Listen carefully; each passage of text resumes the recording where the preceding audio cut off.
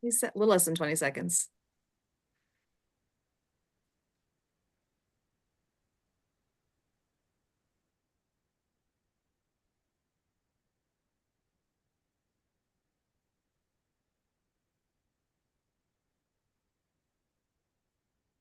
Welcome to Ability MKE Now. My name is Sue Roskoff. Ability MKE Now is a show all about integration, bringing people with disabilities and people that don't have a disability together, enjoying life here in the Milwaukee area. We all have different abilities, and here at Ability MKE Now, we dive into this topic of diverse abilities.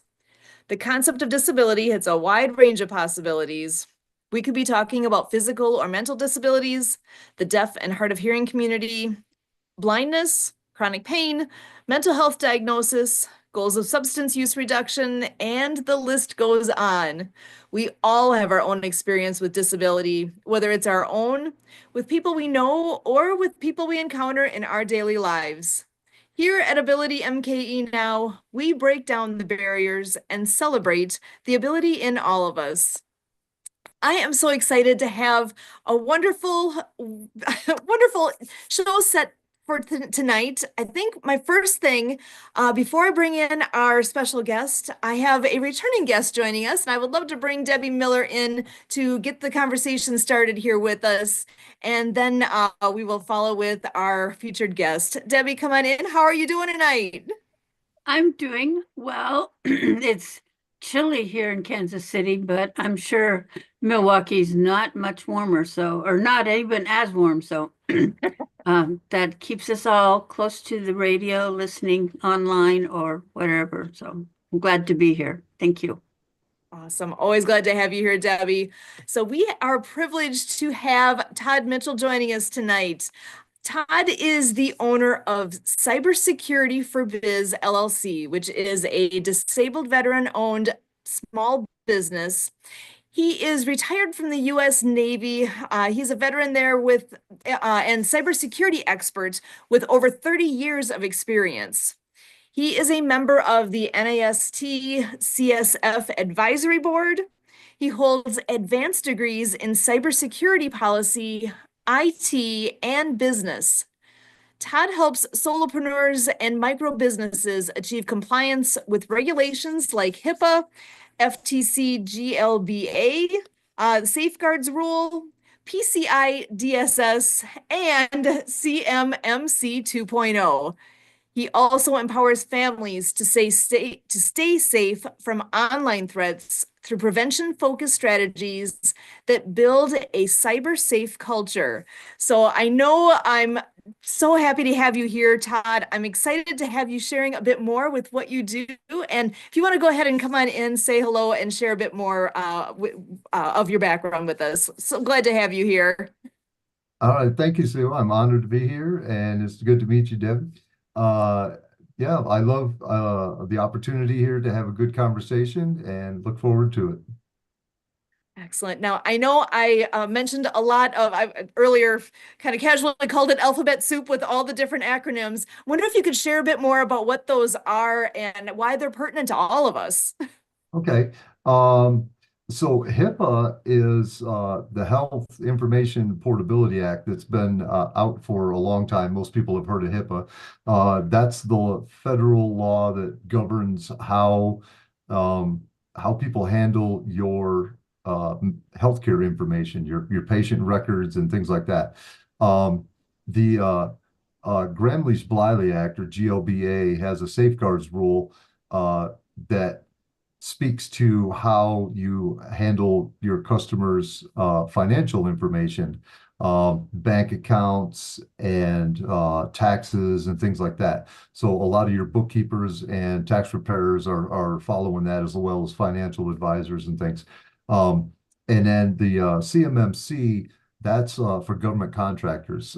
That's basically the rules that govern how they handle sensitive information from the government, whether it's secret or top secret or whatever it is. And then what kind of wraps all those together is what you were talking about with the NIST cybersecurity framework, the NIST CSF. That's the core set of cybersecurity rules behind the scenes that all those other laws are based off of. Excellent. And how did you get started in all of this? Well, I got started. I was a late bloomer going to college because I joined the Navy to get out of college in the first place. And after I retired from the Navy, I decided to go to college and reinvent myself. And I was a 42-year-old freshman sitting in a class full of 18-year-olds looking around going, what the heck am I doing, right? But I went to the career counselor's office, and they have you take some test to see what you want to do when you grow up. And mine came back computer, computer, and computer for my three options, which didn't really surprise me because I was a huge computer geek anyways. And so I started pursuing my IT degree, and I had to take a couple of classes. Because I started in the summer, so most of the good classes were already taken. And I ended up with this class in ethical hacking and got bit by the bug. And that was it. It was from that, I was just like, it was just so fascinating to me that I just kind of stayed with that course. I got a job working for the Marine Corps doing software development and cybersecurity because at that time, software was written and then you tried to make it safe. And we were trying to change the thinking and make software safe from the beginning as it was being built instead of add a bunch of band-aids on top of it after it was done.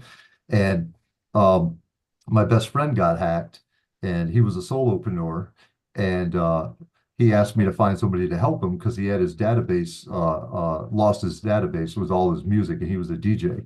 And we couldn't find anybody in the cybersecurity world that will work with anybody with less than 250 employees. And so I ended up helping him myself in my spare time, and he brought a couple other people to me, and I helped them, and eventually he convinced me to open my own business. So that's kind of what brought me to this line of work.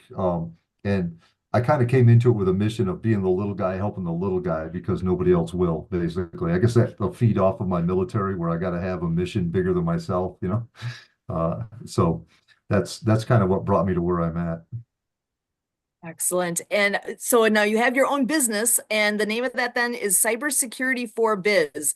And before I forget, I want to make sure to have a mention of what is your website? So my website is Cybersecurity4biz, and that's with the number 4.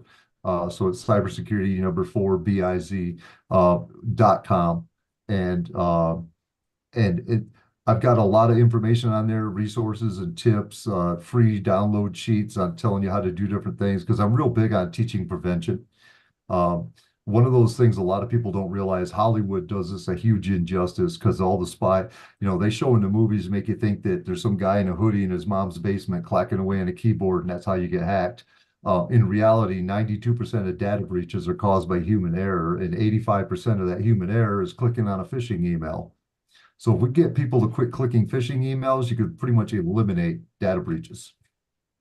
So I focus on that a lot. In a lot of the materials on my website are focused towards how to recognize these things and things you can do to keep yourself safe for free, cheap, and easy, sitting at home on your computer. Yep. That's amazing. So that one actually, you blew me away on that statistic, because yeah, I'm totally a sucker for those high energy cop type shows where they're exactly what you just described, the guy in the hoodie with all the big monitors and doing his thing, and that it's actually more the phishing emails and clicking on. We're our own worst enemies. 92%. The human error, and it encompasses everything from spilling coffee or accidentally deleting files or whatever. But the biggest chunk of that is phishing emails, clicking on them buttons, clicking on some bad link or downloading a picture or something, and the next thing you know, you got malware on your computer and they're stealing all your information. Oh, okay. So totally different perspective in my head right now. So thank you for that. That's amazing. Yeah, I know I'm gonna have to go look and see what kind of resources that you have. I actually work at a university, and that is something I'm very lucky. My guys in the IT department do a great job of monitoring all those kinds of things for us. But I've said before, with talking with my husband too, like, if I didn't have that, what would I do? Because there's moments where I see these little pop-ups on my screen of, oh, malware. It's like, where's this coming from? I don't even know. I don't think I did anything, but out of nowhere, there it's popping up and saying, hey, don't, you got to get out of here. So Yeah. how does the average person know what to do? Well, and that's part of my my goal of my agenda for coming on shows like this is to kind of push my agenda of preparedness and prevention. Some of the little things I call it the core four: strong passwords, obviously. Now, if you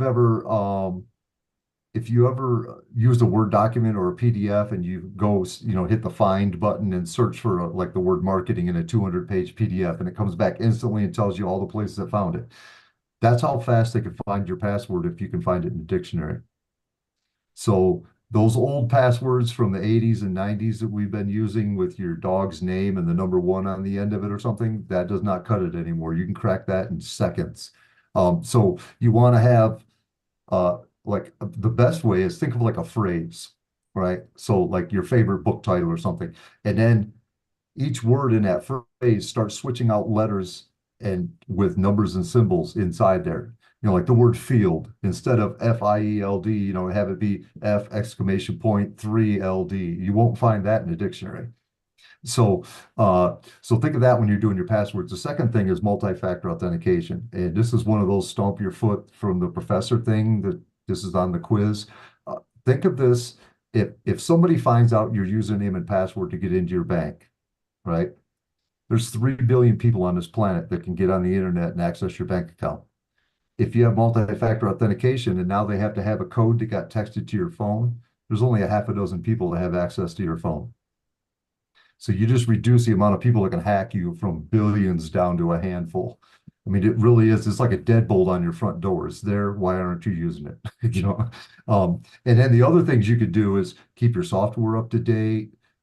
Make sure that your settings are set up as strong as possible, and just keeping that. People don't realize that the benefits of keeping your software up to date. I know it's a pain. Every Wednesday you wake up and have to restart your computer as you're just getting going to work. But if a bad guy figured out how to hack into Windows last week and Windows fixed it, and you didn't update the latest software, then they can hack into your computer. Makes And total then sense. the fourth thing is one we were already talking about, which is the phishing. Learn the signs on how to recognize a phishing attack. A lot of it's common sense. If you get something from PayPal that said, here's a receipt for your auto renewal, and it's like, well, do you even use PayPal? Do you pay bills with it? And then you look at the email itself, and it went to undisclosed recipients, so they blind copied this thing. It's like, if it's a receipt, why they send it to a bunch of other people? It's yours, and then you look at the email address and see where it came from. Did it actually come from PayPal, or did it come from somebody else? It's little things like that. And look at the file size. A lot of people, if you work in an office, you might be familiar with all the file sizes, but I've had one before that came to me, and I'm looking at the file, and the PDF was 250 megabit. And I'm like, a piece of paper is like 12 kilobytes.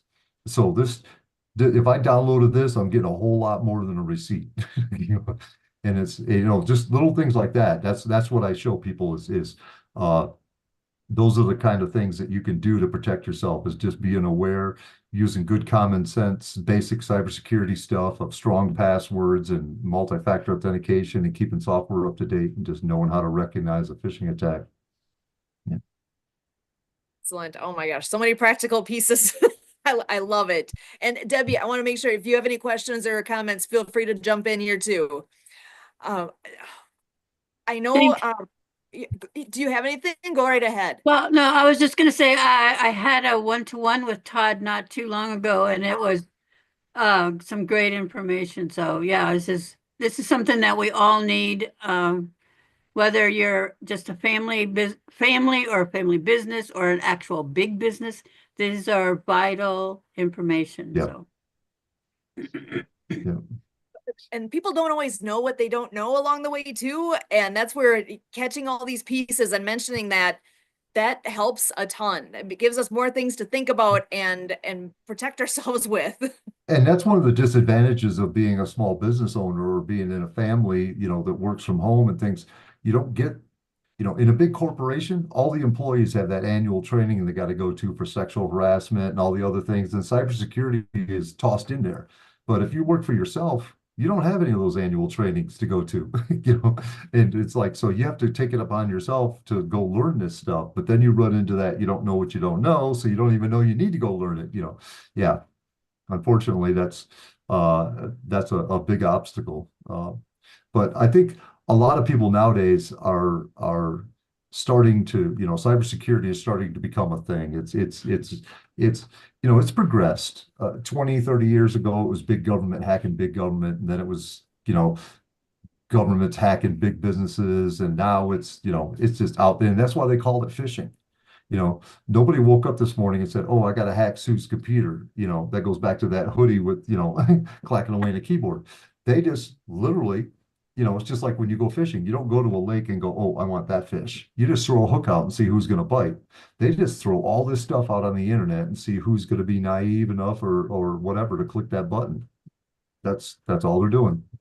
And it doesn't matter to them who you are, because they'll just get in and search your computer and see if there's any good stuff in there or not. And if you're a bookkeeper or a tax preparer or a financial firm or a doctor's office or a hospital, then they hit pay dirt and get all kinds of good stuff.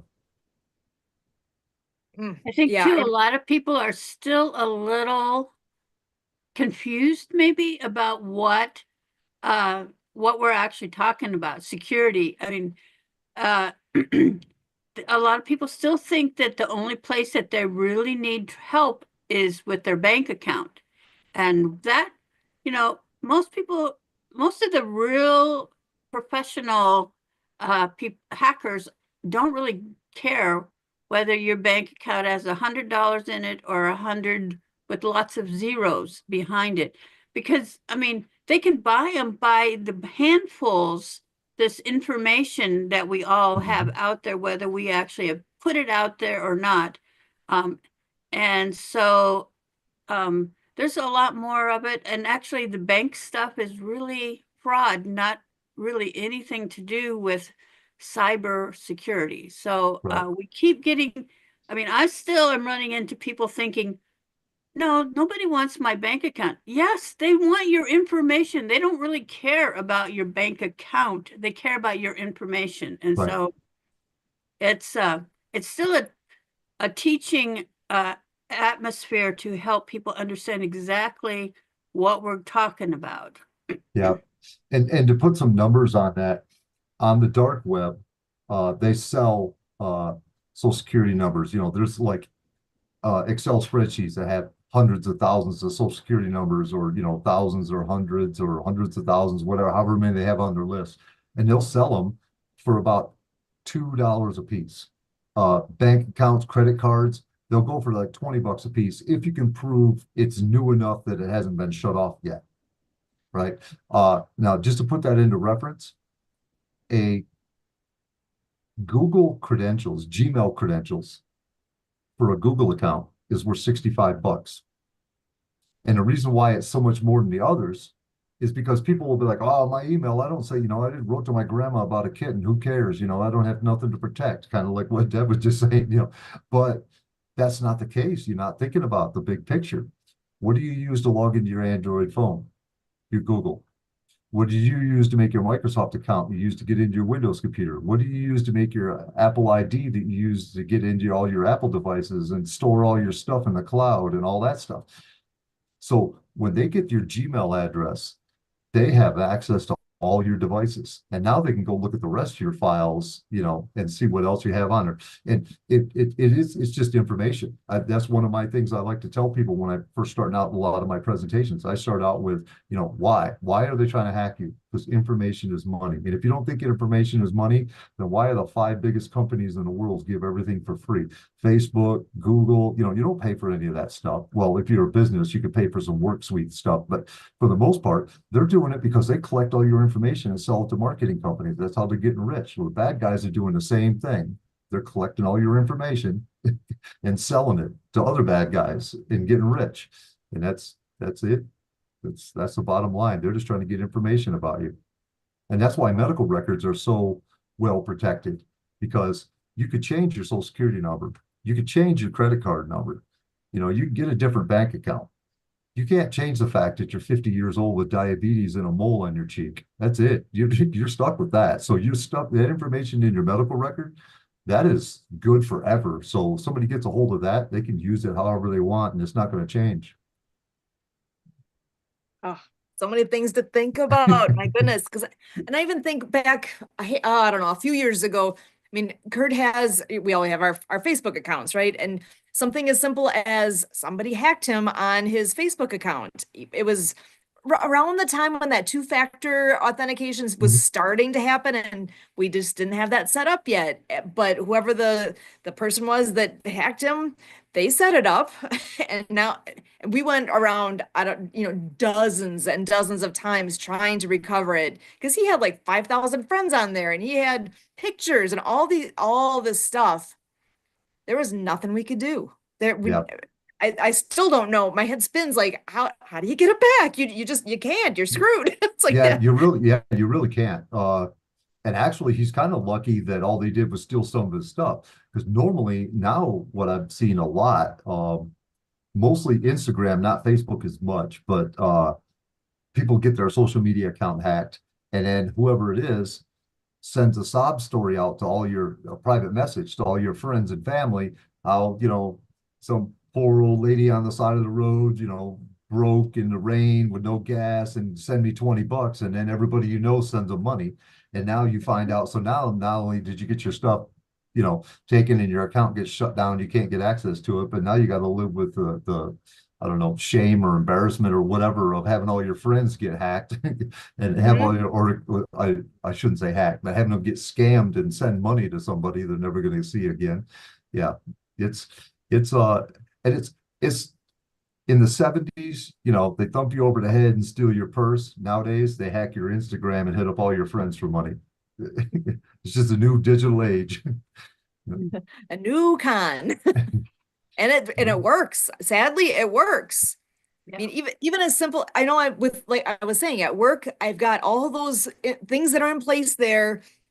I'm super lucky to have all the protections I have with the experts, but every once in a while an email gets, slides through and slides by, and it was probably 2 years ago that I'm checking my work email on my phone, and I was in a hurry, and it looked like it was from somebody I knew at work, and I clicked on it, and nope, I shouldn't have done that. It was just that fast. Right. And I'm aware of all this stuff. I mean, I think about people that are not as aware, and what do you do?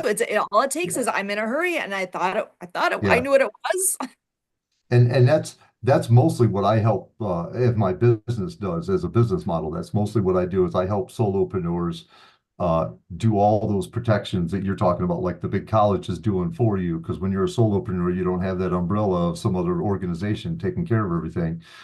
So I go in and help people with a layer of security software, but also taking a look at, how they bring in information, where they store it, how do they send it out, and what can we do to make that safer, and training everybody, whether it's just you or your family or your coworkers or employees or whatever, but train everybody on how to recognize a phishing attack and some of the other basics. And that's usually, this is a case of, in the hacker world, we have a saying called, if you're targeted, you're hacked. So, I mean, there's nothing you can do. And I use the analogy of just like if I wanted to get into your house, right? You can have deadbolts, you can have ADT alarms, you can have all this other stuff. If I get a big old pickup truck and just drive right through the front wall of your living room, I'm coming in. I mean, there's no way you can stop me from getting in your house if I want in bad enough, right?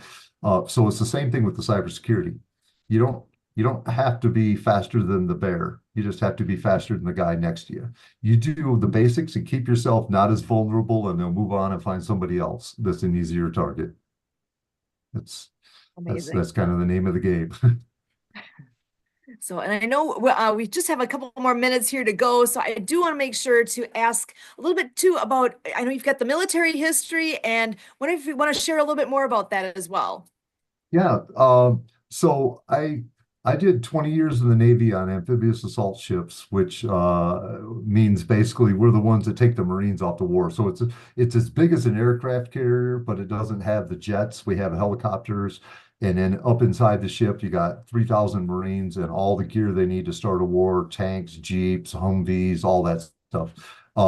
And that's how I became service disabled veteran. Was one of the tours I did was in my earlier in my career was in the first Gulf War. I ended up back over there again, Afghanistan and Iraq. But and during the first Gulf War, I got exposed to a bunch of different chemicals and had a lot of illnesses as a result of that. So I guess they years later they lumped them all together and named it Gulf War syndrome. But back when I was experiencing most of it, they didn't have a name for it yet. But yeah, but I love the military. I really am proud of what I accomplished. I set out to travel and see the world, and I definitely did. I've been to 36 different countries, I think it is, something like that. Oh, wow. That's amazing. So I got to ask then, was there a favorite place that you were at as far as the whatever favorite means to I, you, whether it's the beauty or whatever it is? I think Italy. Ah, Uh, I lived in Italy for 4 years, had brought my family over there and everything. And I'll tell you what, it was like living in a Pinocchio movie. You know how you watch, I don't know if you ever seen the Pinocchio movie, but all the ladies are out banging the carpet, the rugs with a broom and hanging on the balconies and going into town and buying like that food for the day and bringing it home. That's literally how they still live over there. That's the culture oh, and I really enjoyed it. It's a very nice, kind of a little bit more laid back, and that, we got the sayings over here, but we don't really live them. Over there, the community raises the kids. If you're not acting right as a parent, somebody will call you out in a minute. Total stranger walk up to you in the middle of the street and start cussing you out because you're not making your kid walk next to the building or whatever it is. Yeah, it's a different environment, and I really liked it. oh, I love it. That's amazing. I've not been there, so I Not to mention the fact that half the buildings are 3,000 years old and the place is gorgeous, but there was that too. amazing. Oh, I love it. So I do want to be sure to ask as well then if you had any uh piece, I know you've had a lot of nuggets here already tonight. If there's any take-home message you want to make sure that everybody has, and Debbie, I'll ask you the same too, but Todd, what kind of take-home message, what do you want to leave people with tonight?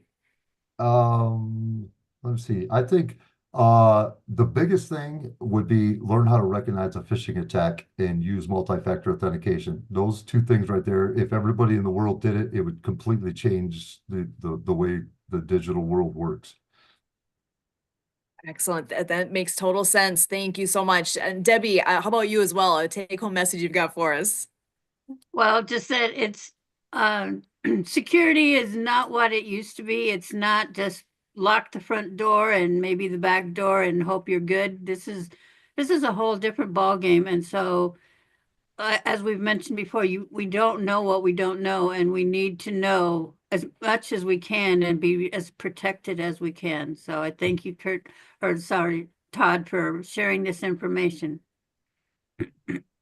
Excellent. And Todd, if you could mention one more time what your website is. Cybersecurity4biz with the number 4.com. Excellent. Well, this has been such an enlightening conversation.